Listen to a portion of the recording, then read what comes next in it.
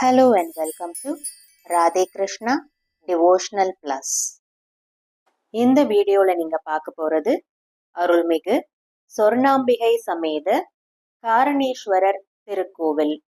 இத்தலத்தின் புராண பெயர் திருக்காரணீச்சரம். இத்தலம் சென்னையில் சைதாப்பேட்டை என்ற இடத்தில் அமைந்துள்ளது.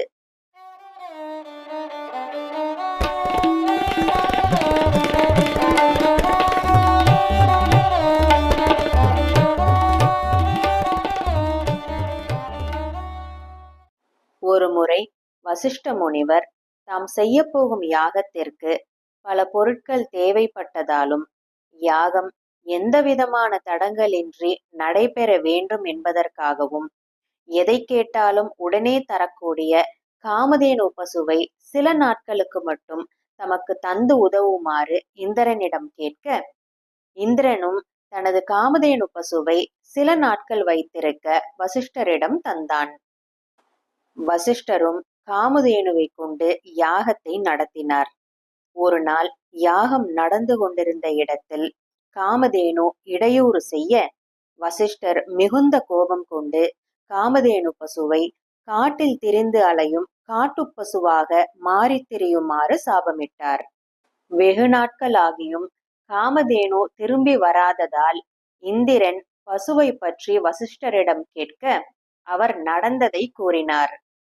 இதனை கேட்டு மிகவும் வருத்தம் அடைந்த இந்திரன் வசிஷ்டர் கொடுத்த சாபத்தை நீக்குமாறு வேண்டினார்.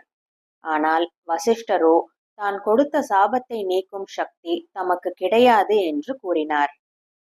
மேலும் காமதேனுவின் சாபம் நீங்க இந்திரனை ஒரு சோலை அமைத்து அதில் சிவலிங்கத்தை பிரதிஷ்டை செய்து பூஜித்து வந்தால் சிவபெருமானின் அருளால் காமதேனுவின் சாபம் நீங்கி மீண்டும் கிடைக்கும் என்று கூறினார். உடனே இந்திரனும் இவ்விடத்தில் கார்மேகங்களை கொண்டு மழையை பொழியச் செய்து அழகிய சோலை அமைத்து அங்கு சிவலிங்கத்தை பிரதிஷ்டை செய்து பூஜித்து வந்தான். இதனால் மகிழ்ச்சியடைந்த சிவபெருமான் இந்திரன் வேண்டியபடி காமதேனுவின் சாபத்தை நீக்கி மீண்டும் பசுவை இந்திரனிடம் கொடுத்தருளினார் என்பது வரலாறு. இந்திரன் கார்மேகங்களை கொண்டு மழை பொழியச் செய்து சோலை வளர்த்து குளுமையான சூழலை உண்டாக்கியதால் காரணி என்றும், அங்கு ஈஸ்வரனை பூஜித்ததால் இறைவன் காரணீஸ்வரர் என்றும் அழைக்கப்படுகிறார்.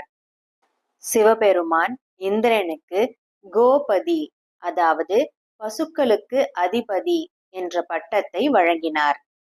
ஆதலால் இந்திரனால் உருவாக்கப்பட்ட இக்கோவிலின் திருக்குலம் கோபதி சரஸ் என்று அழைக்கப்படுகிறது.